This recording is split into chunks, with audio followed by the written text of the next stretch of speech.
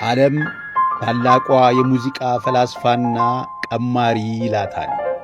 ለእኛ ለኢትዮጵያውያን ግን ተራ መነኩሲት ነበረች። ዕድሜ ልኳን ስለ ሀገሯ ስትቀኝና ስትማልድ ብትኖርም የገዛ ወገኖቿ አላወቅናትም። ይህች ሴት በ99 ዓመት የሕይወት ዘመኗ ከ150 የሚልቁ የዓለምን የሙዚቃ ማኅበረሰብ በአድናቆት አፍ ያስከፈቱ ክላሲካል ሙዚቃዎችን ቀምራለች። አብዛኛው የሀገሬ ሰው የሚያውቀው ግን ይህን ከበስተጀርባ የምትሰሙትን ሥራዋን ብቻ ነው።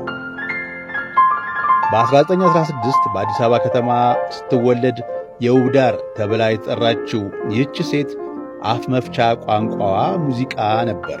ገና በ6 ዓመቷ እኩዮቿ አፈር በሚፈጩበት ዕድሜ እርሷ ወደ ስዊዘርላንድ ተወስዳ ቫዮሊንና ፒያኖ ትማር ነበር። ምናልባትም ከነ ቤተሰቦቿ በፋሽስት ጣሊያን ለግዞትና ለእንግልት መዳረጓና 3 ወንድሞቿን በጣሊያኖች በግፍ ማጣቷ በተጨማሪም በንጉሣዊው መንግሥት የምትወደውን ሙዚቃ ቀጥላ እንዳትማር በመከልከሏ በ19 ዓመቷ ዓለም በቃኝ ብላ እማሆይ ጽጌ ማርያም ተሰኝታ ወደ ገዳም ገባች፣ መነነች።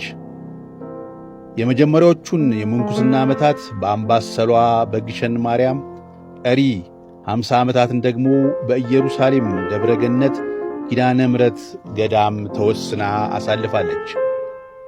ሥራዎቿ ተሰንደው ለዓለም ሲቀርቡና ዝናዋ በዓለም ሲናኝ እርሷ የ84 ዓመት አዛውንት ነበረች። ዛሬ ቅንብሮቿ በዓለም ዙሪያ በሙዚቀኞች የሚዘወተሩ፣ በተመራማሪዎች የሚጠኑ እና በዓለም አቀፍ ኮንሰርቶችና ፊልሞች ላይ የሚመረጡ ሆነዋል።